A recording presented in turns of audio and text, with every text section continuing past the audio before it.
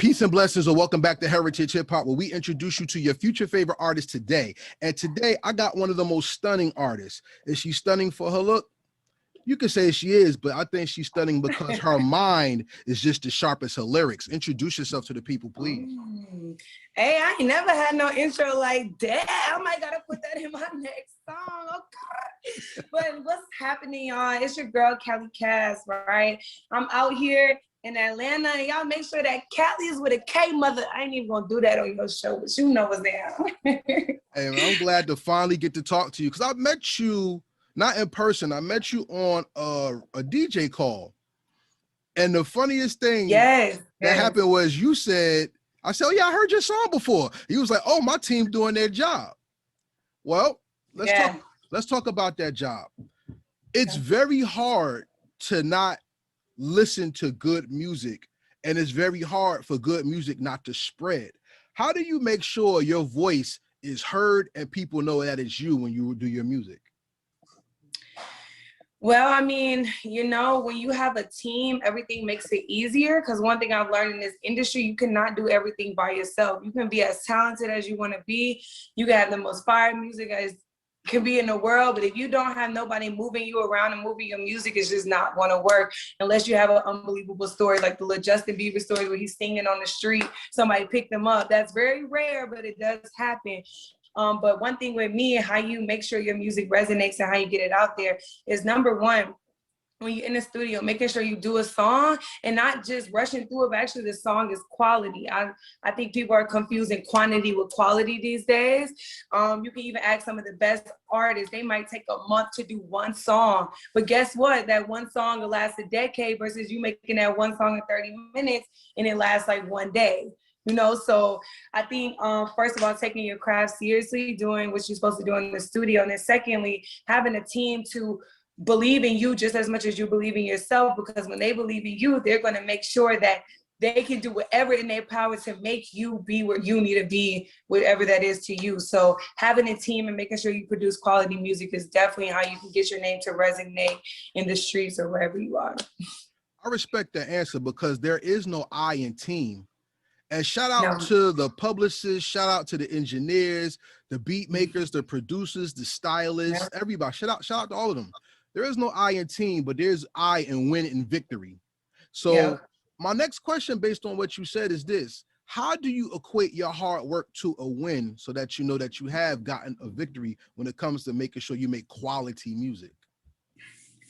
Oh, well, I mean, that comes in a lot. So number one, I have a really good ear. You know, I've been doing music for a little bit, so I can hear if one line doesn't match the next line. I can hear if the tone isn't right or all that. So I'm the first source of, if I don't approve, I'm a perfectionist, if y'all don't know. So if I don't approve it, it ain't moving nowhere until I like it. Then after that, I give it to a team of listeners, which is typically my team. I'll also do things where I might pop out randomly at some spots, whether it's a club or, you know, an activity. And I know a lot of the DJs around the world, so I'll just come to DJ and be like, hey, play this record. And I see how people react to the record without them even knowing that it's me, you know? So like, that's another way how I can test the record before I drop it to know how it's going to do, especially in the club market. I'm out here in Atlanta, so the club scene is a really big thing. So if you make a good song and it's rocking in the clubs, you know, your numbers will go up. True indeed. And being from Atlanta, you're in one of the most decorated places when it comes to music. Historically, everybody talks about hip hop and Atlanta running hip hop. Everybody who says that, I think they're ignorant, because Atlanta has been a staple of music since the 60s. Whether Detroit had Motown, New York had, you know, hip hop, you could say they had hip hop or whatever. But Atlanta has always been a place of the bounce and the soul. Yeah. How does hip hop or the Atlanta music community, how did it help you mold your sound and help you elevate in your growth in sound? Oh yeah, especially growing up on the South Side in Georgia, like you are what you are around, if that makes sense. So I grew up on everybody who you pretty much were talking about in that from, well, I was born in the 60s, but you know what I'm saying? Like the people, you know, the Yin Yang Twins, every Atlanta originals have so much influence in my music. And that's one of the reasons when I dropped one of my first records called Handle It with the City Girls, I remixed Salt Shaker. Why? I grew up on that song and it was lit. I loved it. And why not bring it back but make it my own? You know, so definitely the influence, what I had growing up, I mean, you can hear it in my music. It's evident. Like I'm more attracted to South beats, like versus any other like New York beats or LA. Don't get me wrong, I do those songs too, but it's something about them trap South beats when they put it on. It's like, oh, I want that one, and it could have a lot of influence because I grew up around that, so I'm used to that. You know, I'm used to the 808 slapping, like, blah, blah, blah, blah. I like that about your generation because unfortunately, a lot of people try to stigmatize your generation. Y'all are generation, I guess, Z, I guess they call y'all. I don't know. I don't really care because I don't like to separate. But the thing is, millennials. Yeah, people come down on your generation because they say y'all don't really respect where music came from. And I tend to disagree because when I was coming up in the game, nobody told me, well, you don't know who Jack Johnson is. And I would have said, who cares? If it doesn't hit my heart, it doesn't help me develop my spirit. You know what I'm saying? Exactly. And I could tell from how you deliver your rhymes, you were more, you grew up more in the party era. That was that have fun era, and that reflects in your music. Let's take a ride real quick. Tell me about She Knows She Bad. Oh wow, you threw it back. She Knows She Bad. I'm gonna tell you how actually that came about. So when I first started dabbling in music, this group called Turquoise G.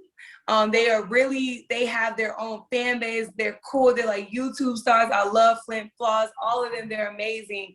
So actually I wound up doing a song with Flint Flossie at that time. So that's how She Knows She Bad came along. We was just vibing as artists, and we like, wait, let's just do a song together. And at that time, that's crazy you say that song. It's like one of the first songs I've ever did in my catalog. So we started from there. That was like a fun, you know, lighthearted song. And if you know about Turquoise G2, you will see how that sound came about as well. So that's kind of where that came from. But that's funny. I love that. That's still in my books. Well, the thing about Heritage Hip Hop is we don't interview you based on your current single. We like to go back because we want the people to invest in you by getting to know you. I love that. So if we don't do that, then I haven't done my job. And like I said, I want this to be one of the best interviews that you ever got. You know what I'm saying? I love it. I love it. So music is just one aspect of expressing yourself. I want to pose a question or a statement to you, and I want you to tell me how it makes you feel in your answer, okay? Okay. If it wasn't for music, then life wouldn't be active. What does that mean to you? If it wasn't for music, life wouldn't be active. What does that mean to me? What does it mean? How do you feel about that? How does it make you feel? So music is a part of, I'm gonna speak for myself. Music is a part of my soul, okay? So with that being said, I get where that statement is coming from because you almost feel like your soul died if there wasn't music. And I think with everybody, I mean, let's even look at the simple thing of there's radios in cars. Why is there radios in cars? Because it's a proven fact that music is a part of everyone's life and everybody wants to listen to some type of form of music at some point in their day, right? So with that being said, like music, of course, is everything, and it would suck if the world didn't have it. But if it didn't, we're humans. We're also known to adapting to what we do and don't have. So we will probably find a way to do whatever it be, maybe pick up the sport of soccer or basketball or something, who knows? But for me, I need the tune. Yeah, I beg to disagree with what you said because music is integral and part in everything that we do. Yeah. So now let's take Kelly Cass to the spiritual level. You ready to go on this journey with me? Ooh, sounds interesting. It It is, because you're gonna make it so. Check this out. The most important part of hip hop is always called the drum. The most important part of your body is your heart, and your heart is the drum that sets the rhythm of your life. So we have something that goes together. Harmony is when things work together to blend and make a perfect sound in music. Harmony is also peak health. So that's why when you work out and you do all your things, your body moves a little different and you feel good, because when you're not in harmony, you have dis-ease, and that's a disease, right? And that's something that hurts. Those are part of your actual person, because your heart is given to the rhythm of your life. So music is the rhythm in which you elevate, even if it was dance, because you dance too, right? Of course. So even if you dance, that means even your movement has a tone. That's why men always look at women walk, because we're counting the steps to the rhythm of our hearts. Little thing that you can know. But here's something that's more interesting. If life moves at rhythm, the person that actually captures the rhythm to give sound is called a blessing. So if we did not have the blessing of movement, how could we move to music? And if there was no music, how could we find our rhythm to life? How important is music to you? Woo! Music, I mean, you see what I do each and every day. Like, I literally just hopped out the car to come back in here, you know what I'm saying, and do an interview with you. That lets you know, like, music is very important. And one thing I tell everybody is, you know, if you love something, if you want to do it 24/7. So I eat, breathe, sleep, music. Like, I mean, it's sometimes I don't even get to go to sleep because my mind is running very rampant on just things that I know that I need to be doing for music. That makes sense. So yeah, I mean, it's so normal now. It's just like, I don't even know how life would be without it. You're part of the anime generation, though. The anime generation is colorful. They are eccentric. They are expressionists, and they take no prisoners in what they say. Look at what's behind you. Dexter's Lab is one of the best cartoons ever made. You know what I'm saying? And you have Tarzan in the back. And in Disney lore, Tarzan is the brother of Elsa and Anna, because he was the little brother that was lost when the ship crashed that started the Frozen story. Think about that. Think about that. So our story and the rhythm of our lives not only dictate how we can move, but it also establishes our connections to the biggest picture and the biggest story. How have you connected to people with your music, and how has it paid off for you? Well, how I connect with people with my music is I always talk about something that I'm either dealing with, that I've seen in life, that I've observed.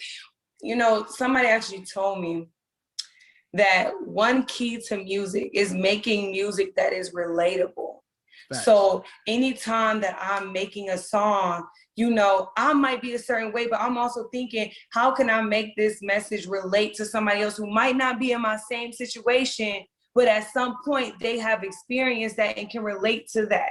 And that's why I also think there's artists, you know, like I'm just going to use Drake, for example, because that's one of my favorite artists. You know, I think that he has, of course, he just got the Decade Award, and I believe he deserved that because he learned how to be relatable to no matter who you are. Like, you just got to relate to somebody, whether, you know, you doing whatever, just find out how to relate to people. And that's what I do in my music. Like, I do make fun music. I do make serious tone music. I do make any type of music you can name, I pretty much have in my catalog.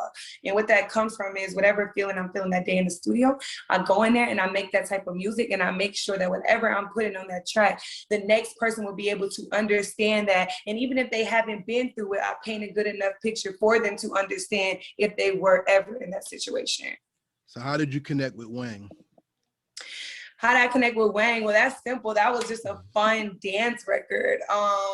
That started from way back then. I literally was just, actually, I think I was in a dance studio and I was thinking, you know, just doing moves. And I'm like, this move was kind of cool. That's kind of the main move I did. And I'm like, what would I name that? And I just thought of Wang. And I'm like, nobody has ever used that word. I don't even think nobody knows what that means. So I just randomly picked it, put it in a song, and I made it work. So music is very spiritual. So let me ask you this. Do you hear music as a language, or do you translate language from music? I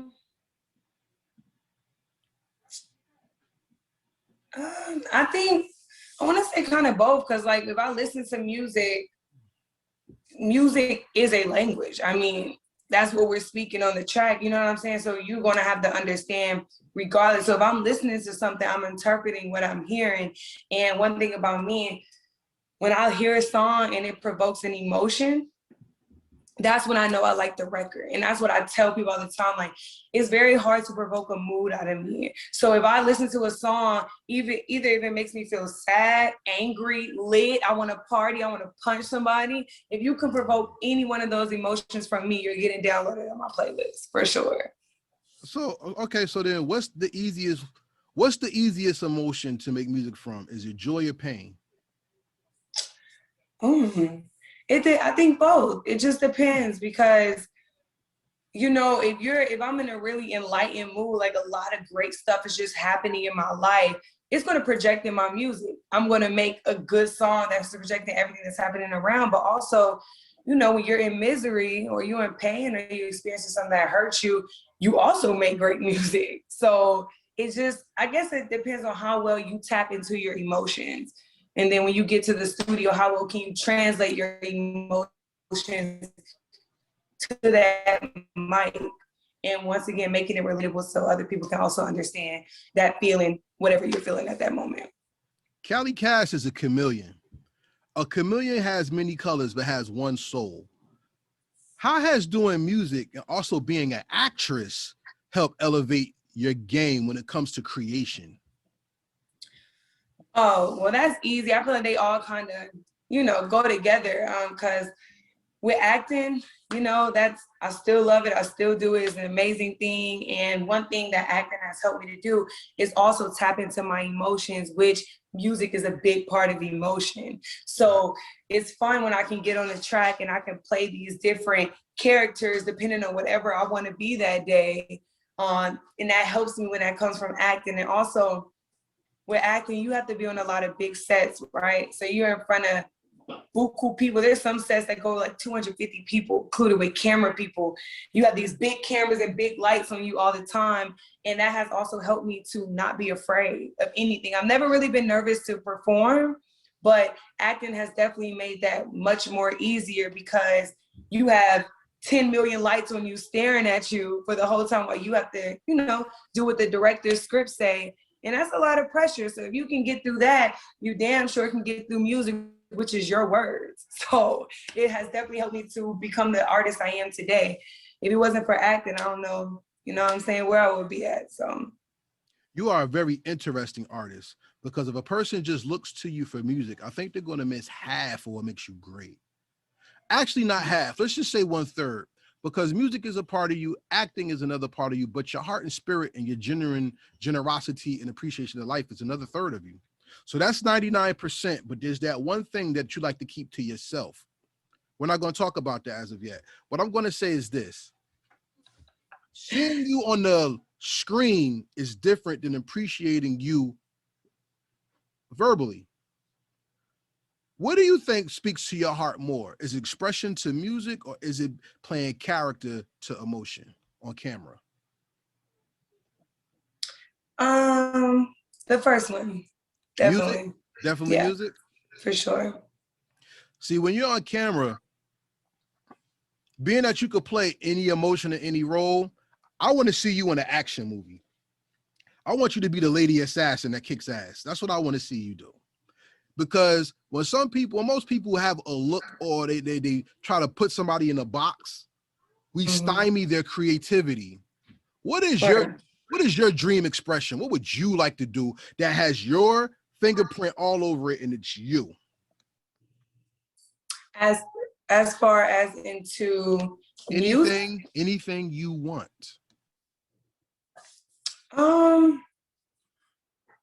That's kind of a loaded question. But with that being said, I mean, my mind was already when you was talking about kind of the acting stuff, because with music, I do what I want to do in music. That's freedom of expression. There's nobody telling me what to do. There's nobody telling me what to write. There's nobody writing my stuff. So whatever I want to do is what I do in the studio. But as far as acting is a little bit more, is whatever the director wants you to do. And they definitely try to put you in a box, like always. But if I could, I always said one of my dream roles was two things. One was actually to be what you said. I always wanted to do a Fast and Furious role. I want to be the girl on the motorcycle. Wants to be kicking ass. And then the second one, I don't know if you ever watched Alice in Wonderland, but I always wanted to be the Mad Hatter. I always wanted to play a crazy character. Like, they always want to put me in these cute roles and like wife, trophy wife, and all of this. I'm like, no, I want to be crazy. Like, I'm a crazy bitch. So yes, any role with my dude, yes. That was my dream role, to play somebody crazy and a character at the same time. Look into playing Punchline from DC Comics. That's the Joker's new sidekick, who is very intelligent and plays with the minds of others in a way that he doesn't. Look into that. That would be great. But let me tell you something that impresses me about you on another level. Your live performance is very dope. And you know why I say that? You know how to use your ponytail to catch people's eyes and then catch eyes with them when you perform. I saw that at the Utopia. I saw that. Yeah. That was hot. And by doing that, you actually conquered something that most people can't do. How do you connect with your audience so they can feel you, not only hear you? Oh, yeah. So, well, the first thing I always do is I make sure that when I'm seen, I'm actually heard too. Them two go so close together. So number one, my image is a lot. My image represents who I am as a person. So anything that I'm ever wearing when I perform is something that I picked out and I personally styled that represents the best representation of myself. That's number one. Two, I'm going to give enough presence on a microphone that you're going to pay attention regardless if you're 100 miles away or you're right in the front row, because I always think projection is a big thing for me. Now, after that, how do I actually connect with the audience? Like, if I do that and I still can't get your attention, what I do is I just be authentically myself. So I'm never trying to be up there and pretend to be something that I'm not. I talk to the audience. I don't think you should ever go up there and just do your songs. I think that you should be able to talk and make them feel like they're up there with you. Make them feel like they have a decision on what you're doing on stage. And I feel that when you involve the audience more, they're way more in tune to what you're doing, because they're like, whoa, she's actually paying attention to us too, and not just, solely worried about what she's doing on stage. So by just connecting, being with my look, make sure I project on the mic, and always looking at people actually in the crowd. I always try to make some type of eye contact with whoever is in the crowd, like whether it's the person to the right, to the left, to the back. I try to scan the whole room. Your eyes are a weapon that you should always use when you're on the stage. So I always make sure to try to do that. I like that you say that, because how many times have you gone somewhere and seen people perform and they're barely looking at the crowd? It's a lot. It's a lot. Exactly. So the simple fact you can do that, I think, is just as powerful as you look into the camera. The clip I saw of you in Nashville, where you're talking to the young lady and then you talk to the woman about being in the band, that was very pivotal, because in the conversation, especially when someone catches your attention, you make eye contact.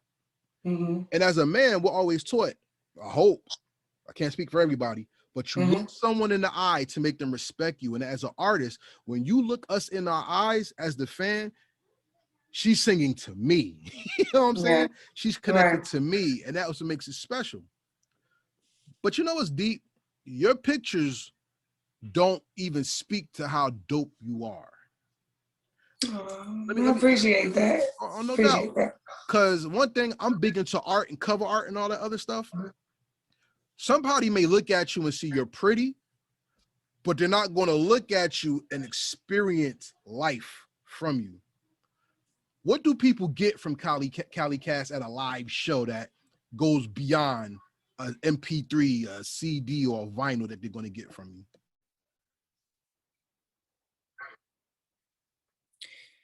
Oh, that's easy.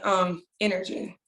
Like, I mean, and I know you can feel energy through music too, of course. That's what makes you provoke emotion from music. But one thing that I don't think people ever know about me is in person, I am very energized. I'm lit, okay? I've been lit my whole life. So when you actually see me in the show, one of my mottos is, you always give 110%, that therefore, even if you might not like my music, you're going to like me as a person, because you can't not like somebody who's giving 110% in making a show while they're doing it, regardless if you actually like the song. So one thing that I know they do not get from my pictures is actually how much energy I really do have in person, and how lit and how real I am. And I think one of the most things I get, like when I touch a microphone, people don't never think that my voice is that powerful. They don't think that I can take over and be like, damn, they be like, damn, that, I feel like they be like, dang, that pretty girl got all that mouth. Like, I feel like that's how they feel when they actually hear me. It's like, dang, she actually hard. Like, whoa, where did that come from? So definitely my energy is definitely something you won't get from my pictures. And that's what I got from B.A.B. Talk about what that song did for you and how it opened up more people to your voice. Yeah, so with that record, I just wanted to make an anthem. I felt like it was so time for an anthem for the ladies. You know, we're finally doing so much in the industry that we never thought we were able to do. You know, it's definitely an age where it's women empowered. When women are coming up, women are finally at the top, hitting #1s, and it's not just dudes. So with that being said, I just felt like it was a perfect time for B.A.B. and Anthem, and not just for, I didn't want the anthem just to be for pretty women. Like, I wanted it to be for boss ass bitches, like women who actually make their own money and is not depending on any man. Not that you can't, but just being your own boss and being independent. And I think that's beautiful that, you know, we finally had that privilege to do that and actually take it in. And with that anthem, I definitely got a whole lot of love from the females, even the dudes. You know, they're kind of like, whoa, like I ain't never even heard no anthem like this, because women don't really talk about that. Not too much in the industry. It's either about, you know, they looks or what's in between their legs, to be real. But I feel like we're much more than that. So I just definitely feel like it was time for a boss ass bitch anthem for every woman making their own money. You know what I'm saying? Paying your own car insurance, all that. That anthem was for you. All right, well, I like the song personally. When I first heard it, I was like, yeah, this is dope. I like it. It was one of them songs that it didn't have to grow on me. I liked it from the door for what it was. You know what I'm saying? But see, you have other songs, just like the first one we talked about where you collab.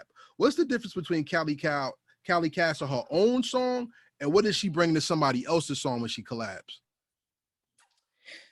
Well, depending on the record, that's how I kind of judge on what I'm gonna bring to the track, because I don't number one, I'm always authentically myself. So depending on the track, like, especially, like, say for example, I've collabed on a lot of really like grungy tracks. Just people who just, you know, out in the street, somebody you probably think like, whoa, you know, I don't even know how you have a record with them.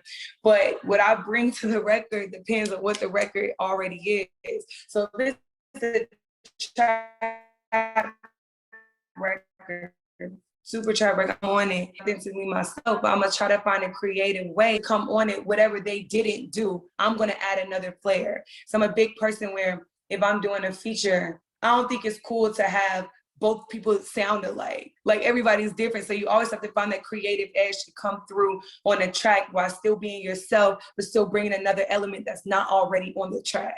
I believe a track should constantly go up, constantly increase as you're listening to it. So nobody likes a stagnant track.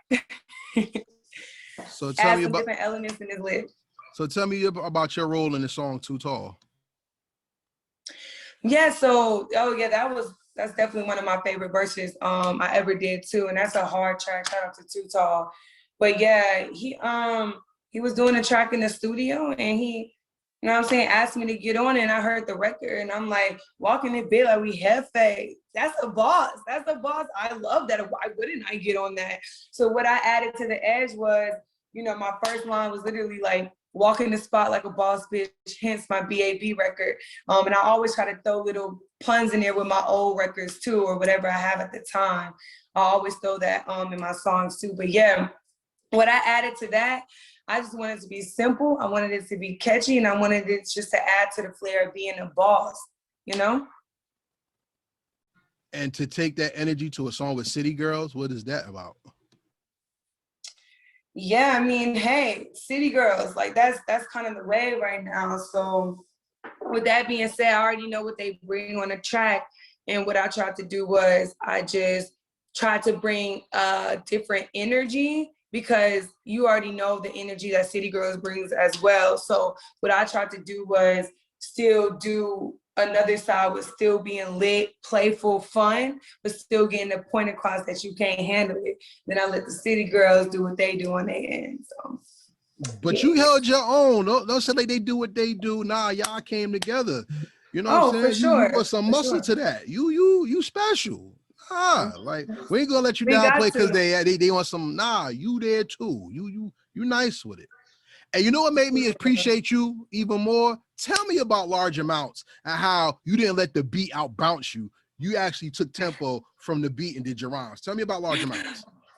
Oh yeah, that's my hot new single out right now. And hey, that just came about, man. Shout out to drummer Jay, that's the producer. I work with him a lot.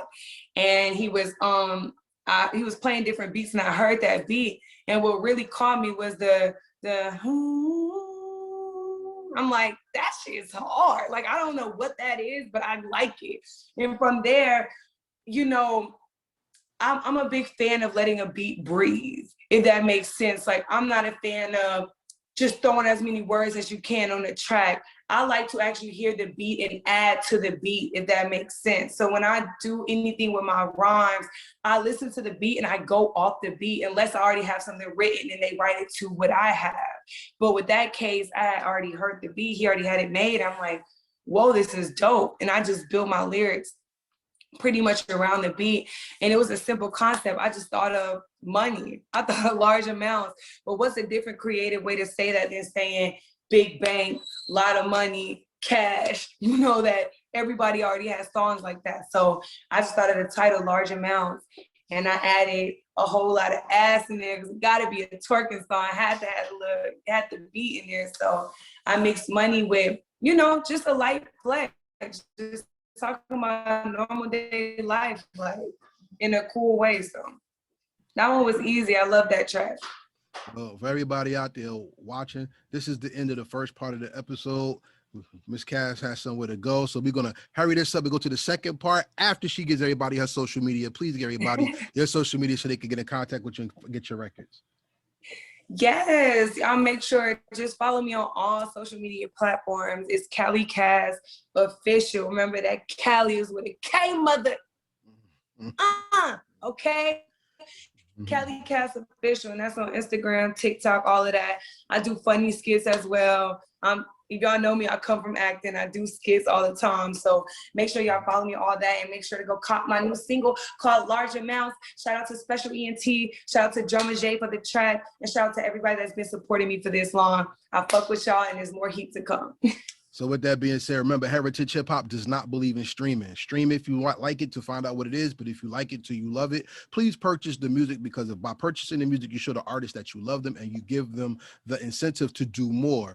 With Donald Trump's presidency and snow and hail in Louisiana, California, and Texas, and we lost the power grid, we never know what's going to happen. So if the internet fell, you don't own the music that you have, you're going to be very upset. So please buy the music. Do you agree? I do agree.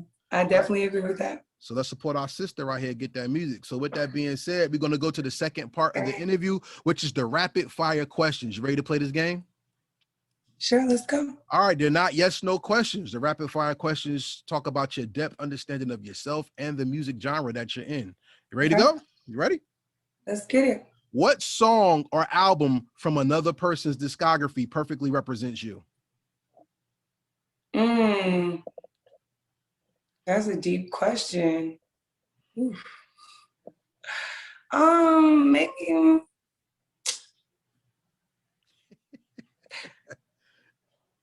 Drake.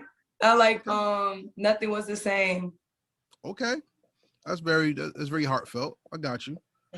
Number 2, define music in 5 albums. You said what? Define music in 5 albums.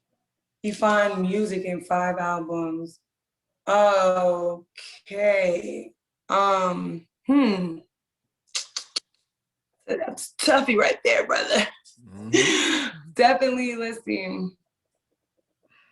I'm gonna put Drake. Nothing was the same. Gotta put that one in there. Let's go. I would love to put J. Cole last album. I'm sorry, not the most recent one, the one before that album. I forgot the name of it, but J. Cole's album, not this one, the last one he did.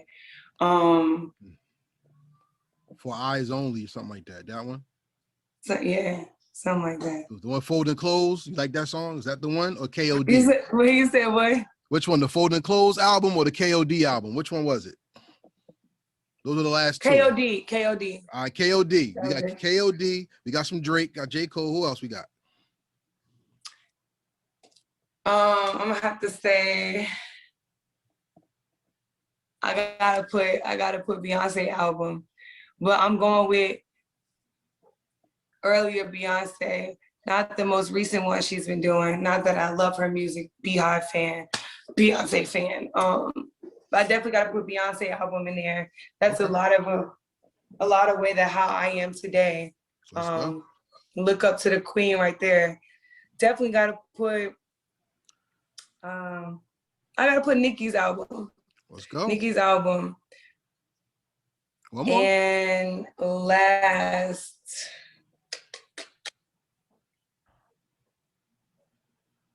You want another all-time favorite? Whatever you like. That beats all of them. Whatever you like. What is it?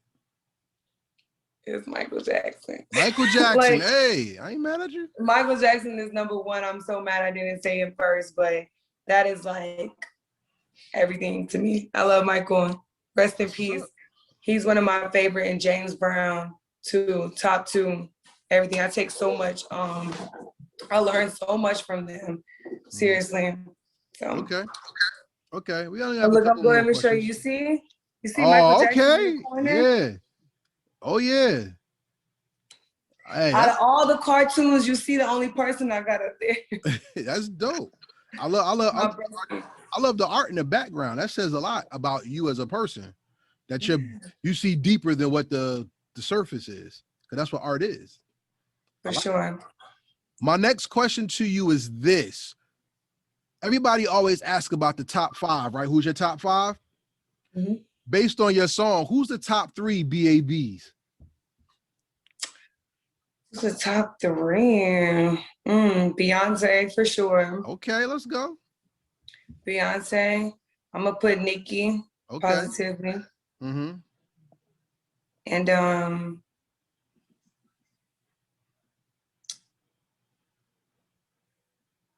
there's one more. Yeah. And I'm mad he's slipping my mind right now. Wow. Beyonce, Nicki,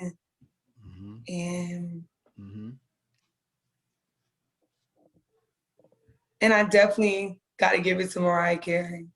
Okay, let's go. That's fine. Ain't nothing wrong. I know all her music. Bring me back to Mariah Carey, baby. I know all that. All right. My next question is, the woman is finally getting appreciated the way y'all have needed to be since the beginning. Yeah. And unfortunately, people are losing the idea of Western philosophy.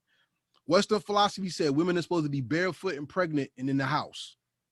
Where Eastern philosophy says the queen is the ruler of the board, where the king has rulership, but the queen has dominion. And I'm so happy that we get to see the women shine now, because that's the other side of God that people have been suppressing to keep God out of society. Right. My question to you is, women's voices are very important because we hear more to life than what is given. What voice have you not heard in music that you're waiting to hear? I definitely think just being normal. Okay. I think, especially this generation, everything is such a flex, And not to piggyback to Drake, but I feel like that's another reason why he succeeds so well, because he's not pretending to be a killer. He's not pretending to be all these things that everybody is trying to portray. He even tell you he doesn't even have a record.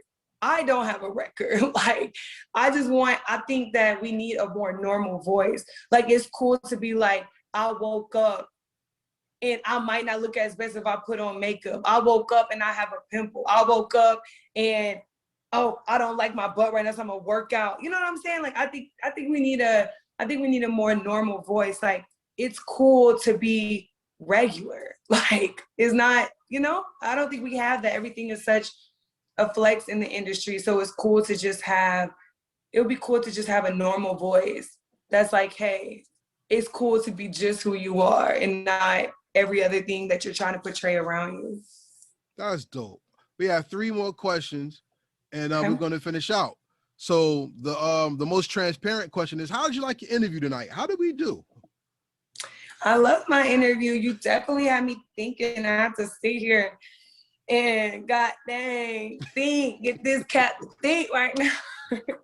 But I love that. Like, definitely, sometimes I feel like a lot of interviews are very, what is it called? Like, just surface level, if that makes sense. Mm-hmm. But I definitely feel that you try to get to know me as a person and then develop that from there to my music and even my past, which a lot of people don't do that. So I think that's very dope.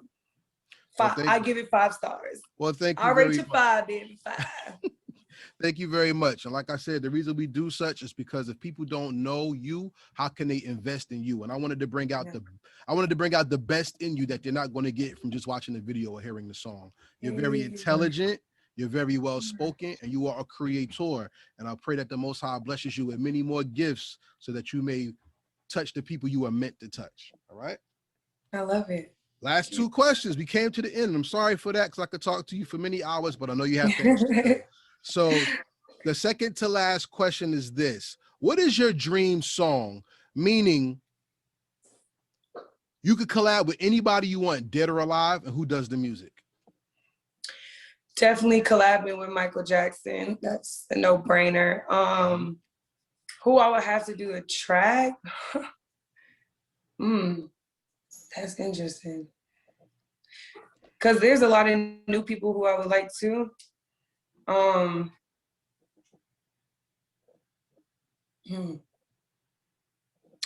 producer, I'm trying to think. Or beat maker, either or. Yeah, either or.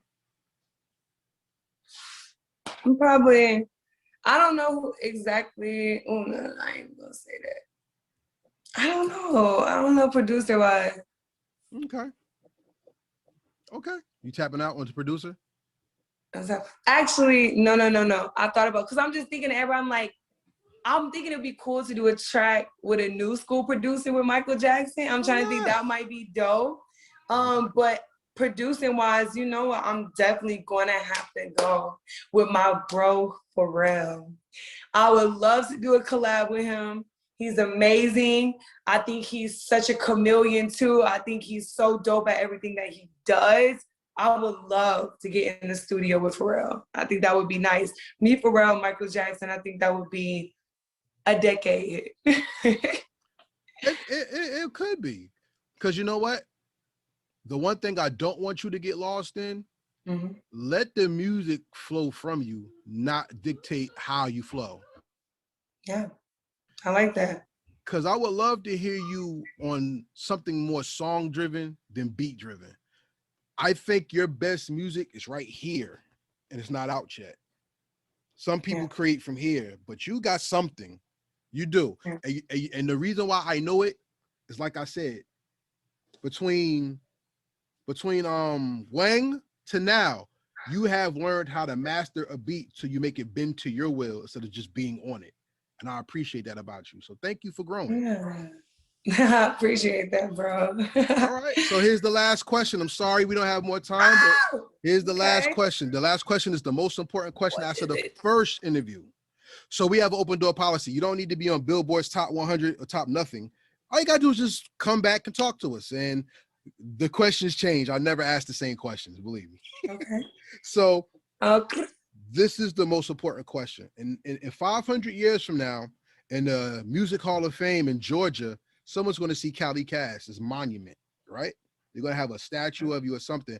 And a little girl, a little boy, or a mom, a grandmom is going to go, or a father, maybe like, yo, Callie Cass, I think I heard about her back in the day. Let me see who she is. And they're going to push a red button, and your hologram is going to come out the wall, and they're going to hear your music. You're introduced to a new generation of people who are going to be stars and moms and everything, right? Mm-hmm. So my most important question of the first interview is this. What is the legacy you left behind that made the world better because you did music? Okay. Let's see. What is the legacy that I'll leave behind with doing music? I would definitely say the legacy that I will leave is that it is cool.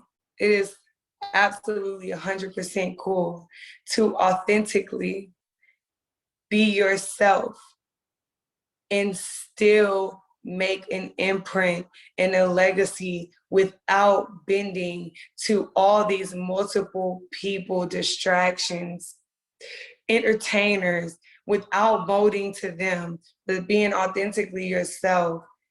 It is possible, and will happen that you can make a legacy of literally being yourself while still being a genuinely good and real person. And that's definitely what I want to leave my mark and be known for, is that, hey, she been herself through this whole time and always been a fun person. And my music, it reflects that. And also, I have a lot of fun in my music, but another thing is I'm actually a very genuine person. Like, I'm very real. I read energy, I only hang around people when the energy is right. I'm very much tapped into that. And I just treat people how I would want them to treat me, regardless of where I am in life. I always treat people, and that could be to my detriment because, I don't know. Sometimes I just always do good. I go off with my heart and a mixture of my brain, and that's what makes me stay afloat right there. So, yeah. So, ladies and gentlemen, follow Callie Cass's story, which is be the author of truth. Because truth comes not only from your brain or your heart, it comes from your spirit and your morality. And the Most High said, and his son said, there's only 2 rules to life. Love the Most High with your total being and treat your fellow man like you treat yourself, because there is the kingdom of heaven. And Callie Cass is a part of our heaven by making not only good music, but you can catch it on the little screen and soon on the bigger screen, when she becomes that action hero that you've been waiting for forever. Fast and Furious 10. Let's go. So with that being said, this is Karev with Callie Cass. So we say peace and we out. Gang in it, big.